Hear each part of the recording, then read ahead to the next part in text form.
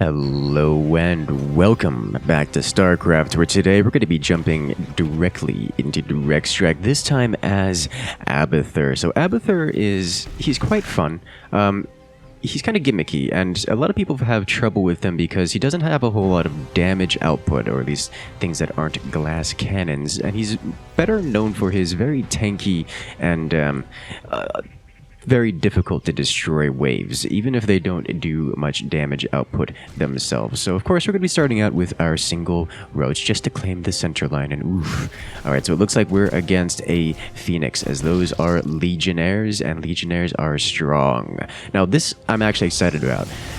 Despite me losing the first wave here, it does mean that my opponent spent on Legionnaires, which are not good for him, especially not in the Fenix versus Abathur matchup. And that's also a Dahaka. A Dahaka with a infested bunker in front of him. So that can be an easy wave if my teammate ever micros that. We'll see if he does. This time he did not, which is very sad. So I'm just going to go ahead and slap down a bunch of roaches here because, as you guys know, Abathur's roaches are hilariously powerful, with the bonus armor when they get below 50% HP to the extra damage versus light units such as those Fenix Legionnaires. We should be able to win our wave pretty quickly here. And because my opponent spent on Legionnaires, which are quite expensive, you know, it does mean that it's going to be a delay on his Fenix hero units. Yeah, you see, my opponent here hasn't spent any money since the start of the last wave, so this is just an indicator to me that he's going up to tier 2, and he's looking to get out something like Immortals, or more accurately, his hero unit, because, you know, Fenix is very good, and you never really get anything other than his hero unit out the gate. Because my opponent spent on those Legionnaires, it's going to slow him down by at least one wave, which gives me a massive advantage here. So I'm just going to throw down a bunch of roaches. But I do want to be careful about going ground. Abathur's ground is kinda mediocre, especially against, well, a faction that has access to Immortals. As you know, you guys know StarCraft, Immortals are known to be particularly good versus roaches. And sure, Abathur roaches are about the best roaches there are in the game. It's still not a great matchup for Immortals, and I don't want to be sitting on roaches all day, but I do want to get a couple lines with them because it really does force the Fenix to deal with them. You know, the debilitating saliva of these things, it's just so good. The massively reduced attack speed, basically any unit that gets hit by one of these roaches just can't attack anymore. And combo that with the slowed movement speed, it's just a brutal experience. And if I get a couple rows of these just staggered out a bit, then Fenix has to spend a lot of money on dealing with them, whereas I can start working on to the next level of technology. Specifically, I'm going to want to go, oh, there's the micro on the Dahaka, so that's going to be a very, very dead Stukov wave. Remember, kids, never actually get your infested bunkers in front of a Dahaka. That's how you lose your wave every single time. It's not good. Don't do it. So we're just going to go ahead and get a few more roaches here, get an attack upgrade to make sure that the roaches can actually hit any amount of damage, and we'll be able to leave the push up here. Yeah. Alright, so now we can see the Fenix finally is making his appearance in the field in the melee form, which is actually quite a bit painful for us. The Dragoon form does a lot more damage, but we also can't really kill that form very well. As you can see, it's just kind of walking up and literally punching us.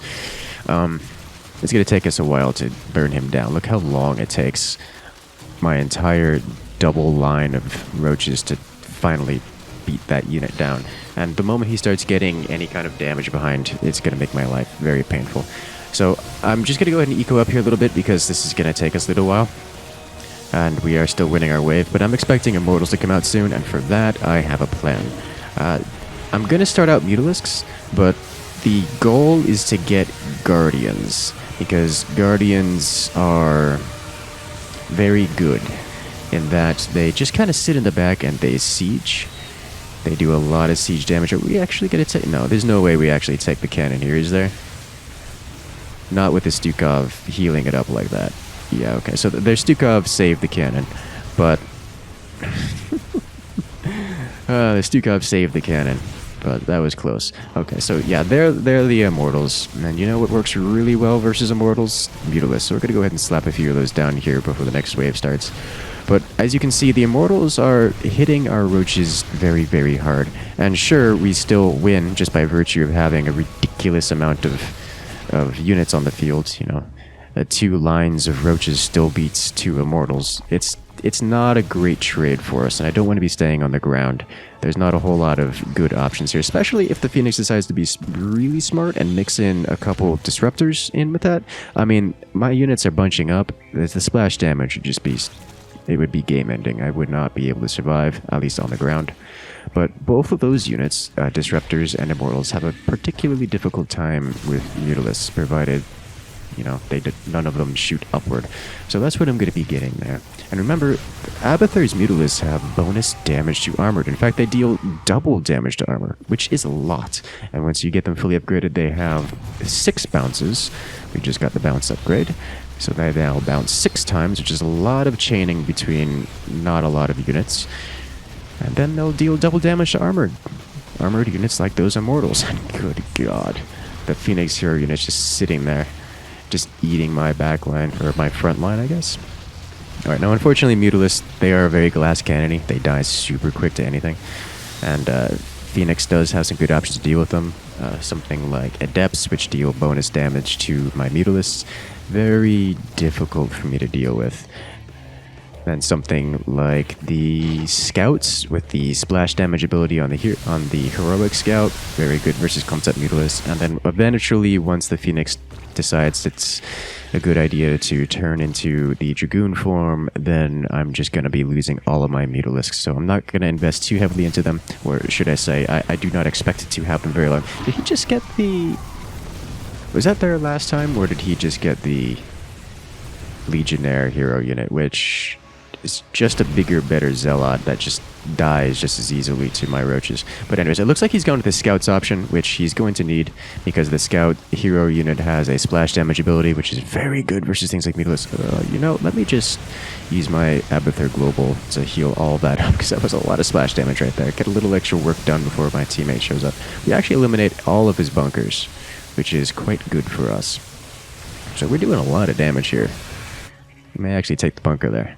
But I expect these Mutalists to have a very short lifetime, so I'm not going to expect them to be around too long. Instead, what I expect to do is to go tier 3 and have most of these converted into Guardians or Devourers, depending on how heavily my opponent invests into these Scouts. Because remember, as Phoenix, you want to be using your abilities to clear the sky most of the time, because that's the only air splash you have. You have the Phoenix hero units in Dragoon form with his air splash ability, and then you have, and there's the Mojo, the Scout hero unit, which has the ability to stun all the air units as well as do an AoE attack. You can see that there, splashing my Mutalists, turning half of them into the orange, pretty deep orange actually, which is, you know, it's good, but it's not enough. One of those abilities alone isn't enough to kill off my Mutalists. Yeah, he needs both of them. So the moment he converts his Praetor Phoenix, the melee one, into the Dragoon form, all of my Mutalists just die, which is going to be a cue for me to get Guardians out. And I expect him to do that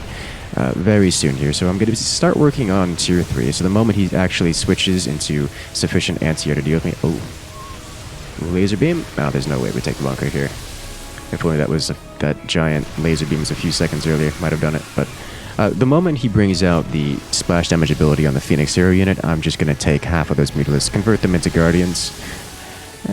Maybe a couple into Devourers too, because yeah, he's still investing into the Scouts, which, I mean, good for him. He's going to need more than just those Scouts and the Phoenix hero unit to deal with all of my air, especially once the Guardians come out. But the Phoenix does have access to Adepts, which do terrible, terrible things to Mutalists. Yeah, just a little bit of ability heal there will keep those Mutalists alive through that damage, and we'll be good. Let's see.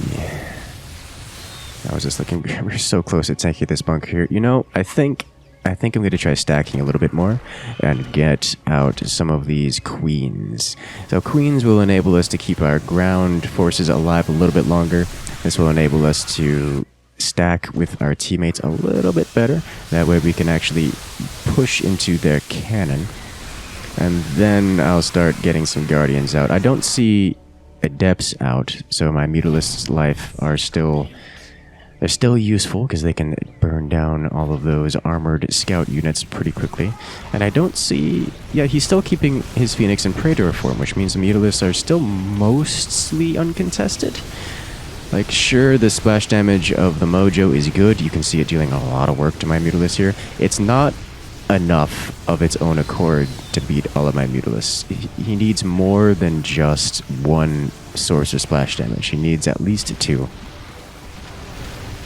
And he doesn't have that yet, so I mean, I could just take advantage of it and get down to this last queen segments and actually start stacking with my teammate here so we can really pressure on the cannon. But I do need to get some damage up here. Let me get a Guardian. There we go. With the Guardian, we'll just have it sit down the front and just kind of shoot things a lot. Considering the queens are there, we'll have queens and roaches just holding everything in place with a finally a bit of Guardian siege out in front. And that'll spell the beginning of the end for them. I'm not sure what my opponent... Did he get more scouts there? I think he got more scouts there, which is a-okay with us. Look at all of my Mutalists. They only like 4 of them didn't get hit with that splash. Look at that. I had to use the ability... Oh, yikes. I had to use Abathur's global heal ability just to keep those Mutalists alive, and then they immediately got sent down to in the red again with another splash ability. And that's just one splash unit out of Fenix. This is why I did not expect the Mutalist to last so long. My opponent is definitely making the mistake of not getting enough air splash to deal with those Mutalists, because he could completely shut down all those Mutalists and force me to transition out of it. Now, of course, I would just use the Evolve ability on those Mutas to just immediately turn them all into Guardians. But, you know, it is what it is. That would help me mitigate it and still keep me in the lead. It's not going to be... Apparently, it's not going to be happening right now. So the next step here is to get some more Guardians. I do want some Vipers mixed in. Vipers not going to... Oh, there are the Adepts. Okay, so Adepts are going to cause a problem for my Mutas, because the Adepts will pull the aggro away from the Scouts, meaning the Scouts can just deal their damage to the Mutas. This means I have to use the heal ability, the global heal, once more just to keep my Mutas alive. And you can see the Mutas, even with the global instant flash heal, even with the Queens constantly healing them, only 2 Mutalists survive all of that. And that's not a great place to be. So the Mutas are... Their life is timed. And he didn't even have the Phoenix and Dragoon form yet. Guys, Phoenix and Dragoon form is very important. Sure, there's a trade-off. Sure, Praetor Phoenix keeps the roaches distracted. And sure, it keeps my ground forces that much more even with his. So his immortals can hit my roaches harder. But right now, it's the air units that are doing all of the damage, doing all the work. The roaches are just there as a distraction. Like, he needs to have that Dragoon form Phoenix in order to maintain any form of semblance of pressure here. Oh no, here. Oh, all of the Mutas, just the splash damage. Like, I've got to use the heal ability there just to keep them alive. It's yikes. It's all right. So,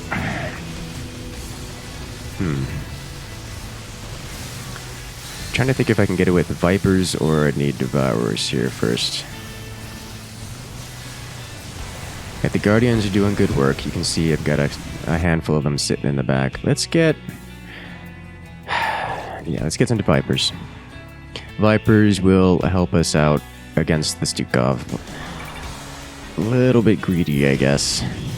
Going to go ahead and disable the Yoink, because why would I want enemy units sitting in my backline? I don't know. But Vipers, very good Abathur units. They completely shut down all ground units with a disabling cloud, which is like blinding cloud, just much more powerful. Ooh, this is good. Teammate using the giant space laser, cleansing all of that. That actually gets rid of all of these sources of air splash, so we should just be able to walk over the cannon here. This will be super easy for us. Yeah, that's an easy one. Sweet. Excellent. Now, of course, I only have one Viper, so the one disabling cloud helps out a lot. It's not going to be the difference maker here. I need more of them. Let's get a couple more of these guys down, and I have one Devourer. Just to make sure that we're safe here. It is... I do like seeing the Scourge versus the Creeper hosts. The Creeper hosts do not win that engagement. It's very, very one-sided. I didn't get the... I was checking there to see if I got the biomass on the Viper in time. I did not, which is sad. The biomass gives it double energy regeneration, which is super good for Vipers, because it just means many, many more blinding clouds. Fenix is still in Praetor form, which, you know, it helps versus the Roaches. It's not gonna save the ground forces versus Blinding Cloud. The days of Fenix winning the ground at this point are kind of over, because I have way too many air units and he has not nearly enough air units that shoot up or in any way attack my air units. He needs the splash damage. I see that the Stukov has invested into the Liberators, which means I want some more Devourers to help deal with that. Devourers with their high armor can just take a lot of shots from those, which will give my... Yeah, Scourge is dealing with Dahaka's Creeper host super well. They also deal with Mirages pretty well, but that's not enough Scourge to deal with those Mirages. There's more Mirages than there are Scourge. And there we go, so we'll be pushing forward here. Just watching those Zealots just melt to the splash damage. Uh-oh.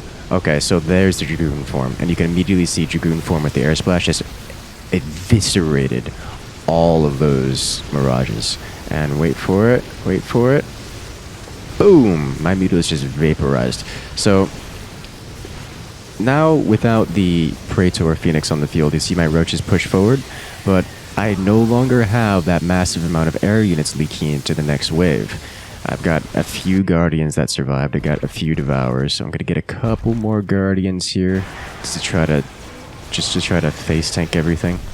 Get a little bit more damage, try to burn through that Dragoon Fenix a bit faster. I'm gonna have to invest into some more Vipers here to try to keep everything alive. It's a trade-off between how much damage can I get away with and such. I'm getting all of my armor upgrades here for my air, because those Devourers with their massive amounts of armor can face tank so many shots from the Infested Liberators. Because the Infested Liberators, remember, have 6 attacks every time they fire. So something like armor is applied 6 times. And me just getting +2 armor there means the Raid Liberators will survive. And of course, versus this Phoenix, we've already established that we blow him out of the sky, and my Mutalisk just melts immediately to the splash damage of Liberators. But look at this. Devourers are reigning supreme. With just a +2 armor, my 3 Devourers are suddenly beating up on all of those Liberators. And now my Guardians are free to do their damage. Isn't that great? Armor upgrades are good sometimes. Let's go ahead and slap down a few more Guardians here and get the super stat going. I think next I want to invest into some more Vipers. I think that's going to be next on the docket. Because if I can keep all that Stukov ground locked away, then more of my air units can sit there and deal damage. Maybe if I can keep it locked away enough, then my Roaches might even survive, which is... Nah, I don't expect... Just watching all those Mirages just die to the multiple sources of splash damage. The only saving grace there is that the Phoenix used all of his ability energy to deal with those Mirages. So he doesn't have it to deal with my Mutalisks, which means my Mutalisks are going to survive and move on to the next element there. Usually I would expect my Mutalisks to have been switched out into something else by now, because I would expect my opponent to deal with them. My opponent has utterly failed to deal with them, so yay me, I can have Mutalisks dealing real damage. But at this point I would realistically expect to have sold off, or not sold off, technically use the evolve function of them to transition them into more Guardians, and then just have the rest of them front-lined so that they can eat or bait out spellcasts and such, so that the rest of the things, like all those additional Guardians and all those additional Devourers, will be able to sit around and deal real damage. But this is This is looking pretty good for us here. Get a couple more devours. Okay, yeah, this is looking very one-sided with that space laser coming in. Boys, that is going to be it. We have come in with the victory with our Abathur versus Fenix. Alright, ladies and gentlemen, if you enjoyed, make sure to hit that subscribe button because we have more videos just like this coming out soon. But for now, I'll see you guys later.